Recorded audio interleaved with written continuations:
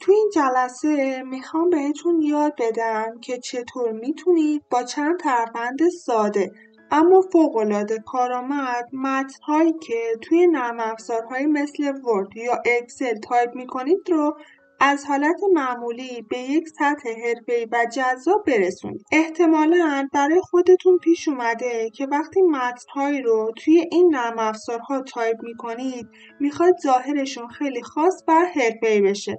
اما هر چقدر که فونت‌ها رو عوض می‌کنید، رنگ‌ها رو تغییر میدید یا حتی سایز نوشته‌ها رو دستکاری می‌کنید، باز هم به اون نتیجه دلخواه نمی‌رسید. هیچ کدوم از تنظیمات و تغییرات به شما اون حس حرفه‌ای بودن رو نمیده.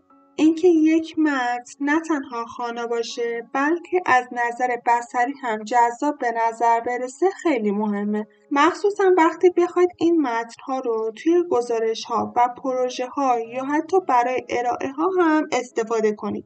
ممکنه فکر کنید که این کار فقط مختص طراحان گرافیک و کسانی که توی این حوزه حرفه‌ای هستن باشه. اما اصلا اینطور نیست. شما هم میتونید با چند تکنیک ساده متنی که مینویسید رو به یک سطح جدید برسونید. اگر فکر می‌کنید که برای ایجاد یک ظاهر خاص و حرفه‌ای باید تایم زیادی بذارید و از نرم افزارهای پیچیده استفاده کنید، باید بگم که اشتباه می‌کنید. توی این جلسه بهتون آموزش میدم که چطور میتونید تنها با چند کلیک ساده متنتون رو از یک ظاهر معمولی به یک سطح کاملا جدید و حرفه‌ای ببرید. پس اگر آماده اید که با هم یه تغییراتی رو روی متنمون ایجاد کنیم و بهش یه حالت جذاب و خاص بدیم، با من همراه باشید. در مرحله اول باید فونت‌های مورد نظرمون رو نصب کنیم. من یک مجموعه بزرگ از فونت‌های متنوع دارم که میخوام روی سیستمم نصبشون کنم. اولین کاری که باید بکنیم اینه که پوشه فونت‌ها رو از حالت فشرده خارج کنیم.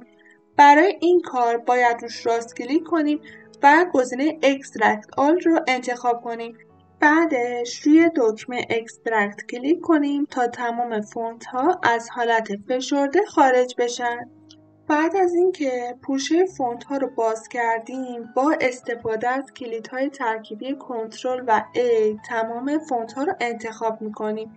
حالا کافیه روی یکی از فونت‌ها راست کلیک کنیم و گزینه اینستال رو انتخاب کنیم. اینجا یک کادر باز میشه که از شما میخواد تایید کنید. تیک این گزینه رو میزنید و در نهایت روی دکمه یس کلیک میکنید.